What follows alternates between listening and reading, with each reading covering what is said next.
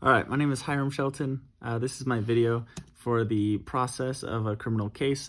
I did a PowerPoint and I hope you enjoy it. The first step in the process of a criminal case is the investigation. So this is where investigators, obviously, they obtain evidence. A prosecutor will evaluate the case and will use direct and circumstantial evidence.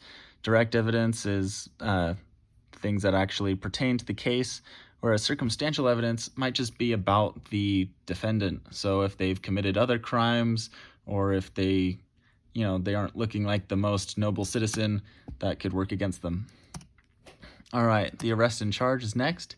The suspect is indicted for potential felony charges that requires a grand jury in order to go forward with a felony charge.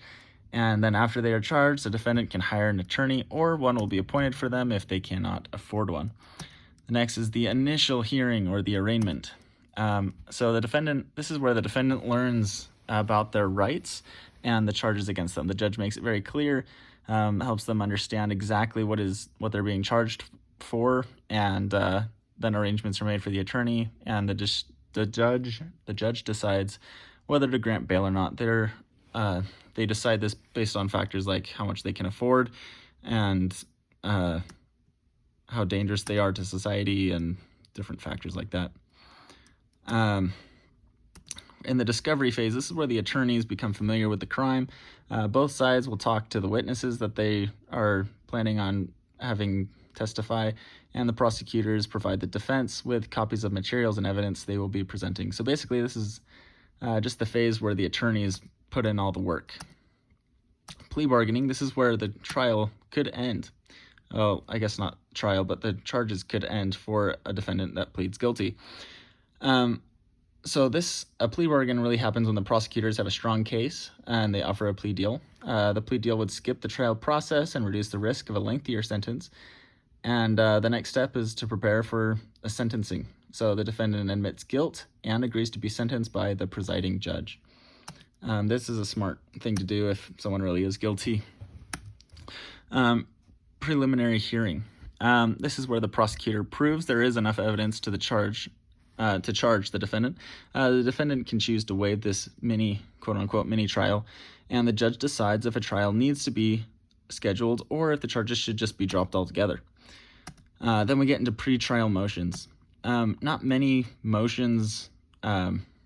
There aren't a lot of pretrial types of motions, but it can affect the entire trial. A motion is just an application to the court, requests that the court decides on a certain issue before the trial, meaning a pretrial motion might be that,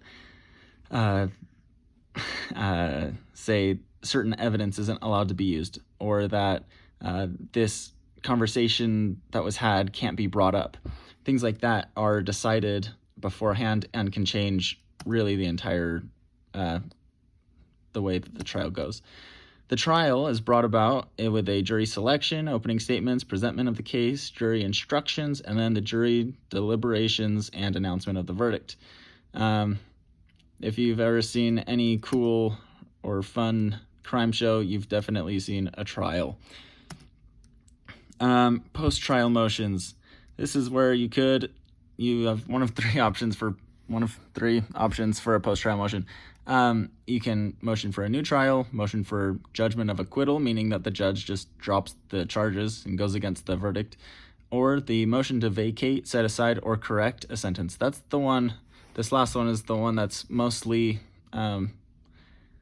actually will go through, because sometimes there's just clerical flaws. Sentencing.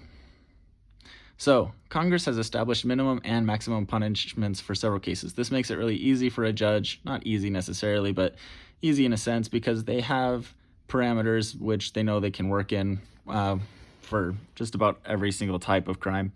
The death penalty can only be sentenced for capital offenses, and the judge will consider factors such as if the defendant has committed the crime before, if the defendant expressed regret, and the nature of the crime altogether. And lastly, this is the Supreme Court justices, because we're talking about appeal. This is the last step, And basically, the defendant can appeal to the circuit court if they feel they were wrongfully convicted or the punishment was too harsh. This is not another trial, but specific errors in the trial may be brought up and reconsidered, and potentially the whole thing could be reconsidered and turned over. But really, it's unlikely, and a defendant can appeal the decision on the appeal to the Supreme Court. That's a lot of appeal. But the Supreme Court only takes they only take a small number in comparison each year. And so it's unlikely, but the Supreme Court is the highest, and they are the ultimate kind of powerhouse of what is right and wrong.